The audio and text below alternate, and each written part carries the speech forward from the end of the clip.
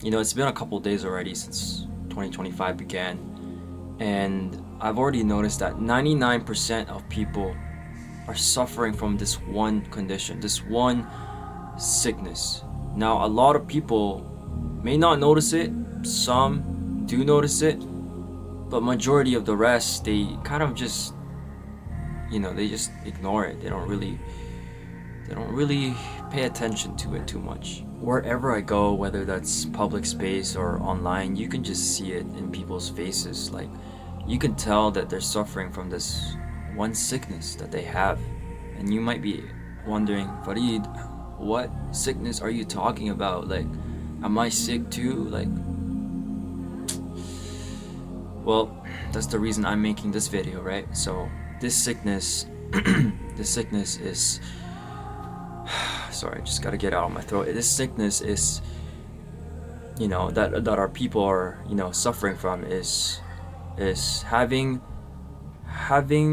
no motion. People these days have no motion. I don't understand, bro. Now you might be asking yourself, Farid, what motion? What is motion? Look, a lot of people, they lack accountability. They lack motivation. They lack self-awareness of themselves, having no consistency, not really taking care of themselves, right?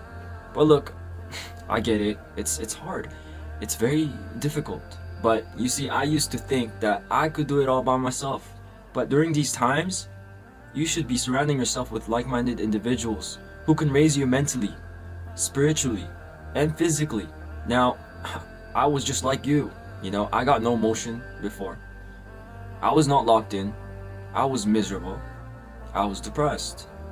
I was a physical inconvenience to everybody, just like you guys. But I kind of wish that someone in the past was just there to kind of keep me accountable. You know what I'm saying? Someone just to tell me to keep moving forward. Someone to tell me like, hey bro, have you seen yourself in the mirror? Come to the gym with me. Let's work out. Someone just to tell me that. Someone to help me get up. You know what I mean? Instead of just one upping me every single time. Because nowadays a lot of people, they usually just one up each other. They only care about themselves. They don't really care about you succeeding. They don't want to see that. They don't want to see you succeed. It's a matter of competition here, especially here in the West. Bro, they don't want to see that. They'll feel jealous of you. They don't want the best for you. But if you feel stuck and you feel like you're suffering from this sickness of having no motion at all, no accountability, no consistency, let me tell you something. Let me tell you something. Here's one thing in my life that changed.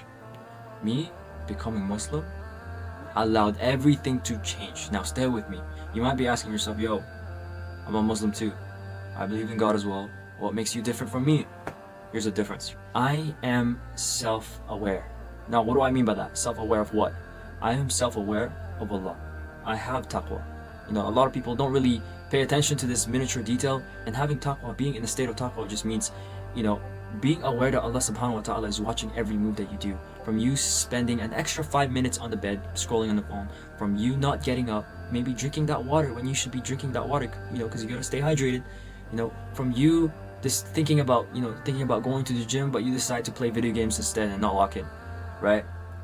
And those are counted. Those little things that will actually help you get up, and you decide to, hey, hold on a minute. Let me stop that real quick. Let me unlock in real quick.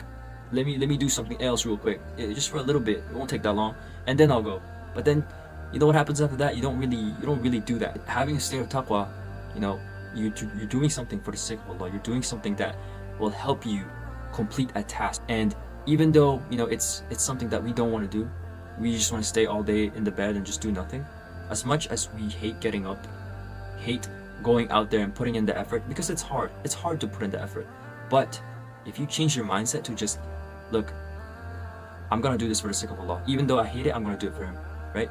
But what really made it easier for me is not just having taqwa, but also another brother who will remind me, who is on deen, who is reminding me of Allah every single time, allowed me to push myself forward, right? And a lot of people, they don't really have a good, community themselves. There's not a lot of it. It's not easy to find a good brother. It is if you are actually looking for it, but most people they don't really look into that. They're just like, yo, let me ask my friend real quick what they're doing today. It's rare to see a brother or a sister who's trying to remind you that, hey bro, let's lock in together. Hey bro, let's help each other out. Let's do it for the sake of Allah together, bro. Now, I want you to ask yourself, why did the Prophet ﷺ surround himself with the Sahabas? Why? Because being part of a group brings in strength and resilience. Whether that's being part of a group with the same mindset, same goals, same motivation, same discipline, same lifestyle, all of these things are there to help you. But hold on now, you might be asking yourself, well, what if I can actually do it alone? You could, but here's one problem with doing things alone. Accountability by doing it yourself is just another form of procrastination. How many times where you actually locked in, where you did locked in and you actually put in the effort, and then suddenly 2 hours later you're like distracted? You see, if the difference is, if you have a brother with you, with the same like-minded driven goals, and let's say after 2 hours you lost your motivation, you got another brother there or sister there to tell you, hey bro, what are you doing? What you doing, bro? We gotta lock in. We gotta make money. We gotta fill our pockets, bro. Right? The truth about accountability is that you could never do it alone. Why did God create us in pairs?